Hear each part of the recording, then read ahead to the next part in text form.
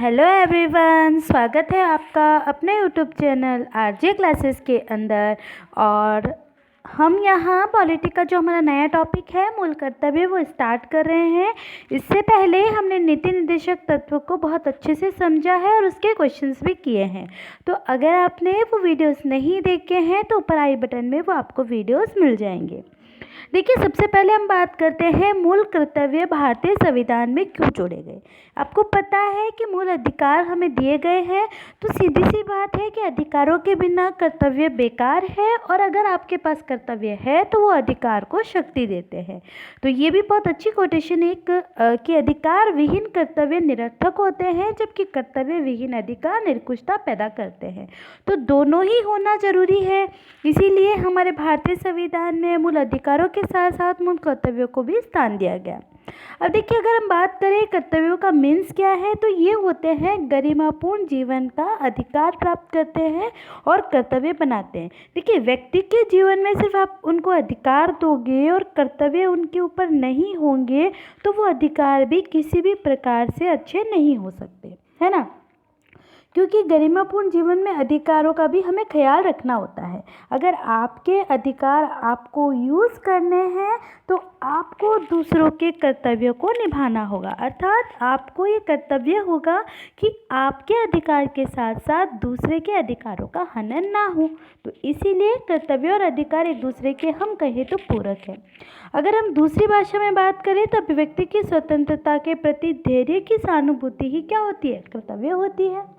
अब आपको एक बहुत अच्छी बात बताती हूँ कि विश्व के अधिकांश लोकतांत्रिक देशों के संविधान में नागरिकों के कर्तव्य का उल्लेख नहीं किया गया है। उनमें केवल मूल अधिकारों की घोषणा की गई है। जैसे कि अमेरिका के संविधान की हम बात कर लें या साम्यवादी देशों में मूल कर्तव्य की घोषणा की परंपरा दिखाई पड़ती है।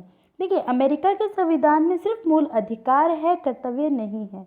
जबकि हम बात करें साम्यवादी सरकारों के अंदर तो वहाँ हमें कर्तव्य देखने को मिलते हैं। जैसे कि हम बात करें सोवियत संघ की, रूस का उदाहरण ले लेते हैं, जो कि भारतीय संविधान में मूलभूत है। और हमने भी याद रखिएगा जो कि मूल कर्तव्य है वो रूस के संविधान से अर्थात सोवियत संघ के संविधान से लिए हैं। तो आई होप आपको ये कर्तव्य की परिभाषा कंप्लीट अच्छे से समझ आई होगी। क्योंकि देखिए, अधिकार आपको मिल गए और अगर आपने कर्तव्यों का पालन नहीं किया तो वो अधिकार भी किसी काम के नहीं होते। अब हम थोड़ा सा इसका इतिहास देख लेते हैं कि भारतीय संविधान में क्या स्टार्ट में मूल कर्तव्य थे जब बना था या नहीं थे, ये सारी चीज़ें। तो देखिए, भारतीय संविधान में प्रारंभ में मूल कर्तव्य शामिल नहीं थे। याद रखिएगा, मूल कर्तव्य शामिल नहीं थे। डायरेक्ट क्वेश्चन आता है कि भारतीय संविधान में प्रारंभ में कितने मूल कर्तव्य थे, और हम सीधा 11 पे टिक कर देते हैं। जबकि भारत के जो मूल संविधान यानी प्रारंभ में जो संविधान था उसमें कोई कर्तव्य हमें नहीं दिया गया था। इंदिरा गांधी जी के प्रधानमंत्रित्व काल में यानी 1975 के अंदर आपातकाल की घोषणा हुई थी, और तभी सरदार सवर्ण सिंह के नेतृत्व में संविधान में संशोधन करने के लिए एक सुझाव यानी गठित समिति किया गया। और इसी समिति के सुझाव से हमने संविधान के मूल अधिकारों के साथ साथ मूल कर्तव्यों का भी समावेश किया। तो देखिए, यहाँ पे 3-4 चीज़ें क्लियर होती है। पहली, भारतीय संविधान के प्रारंभ में मूल कर्तव्य नहीं थे।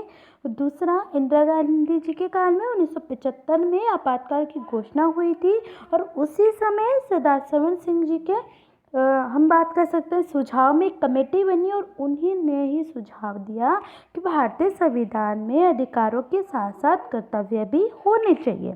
और इसी समिति के तर्क पर भारत में अधिकांश लोग अधिकारों पर बल देते हैं, यह नहीं समझते कि हर अधिकार किसी न किसी कर्तव्य के सापेक्ष में होता है।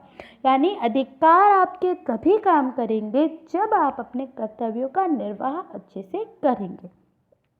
तो आई होप आपको इसका इतिहास भी बहुत अच्छे से समझ आया होगा। अगर फिर भी आपका कोई क्वेश्चन है तो प्लीज़ कमेंट्स बॉक्स में कीजिएगा, मैं ज़रूर उत्तर दूंगी। आज के लिए इतना ही। कल हम पूरे के पूरे 11 कर्तव्य पढ़ेंगे और बाय ट्रिक से पढ़ेंगे।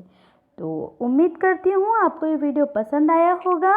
अगर आप हमारे चैनल पर नए हैं तो प्लीज़ चैनल को सब्सक्राइब कीजिएगा, लाइक कीजिएगा एंड शेयर कीजिएगा। Thank you.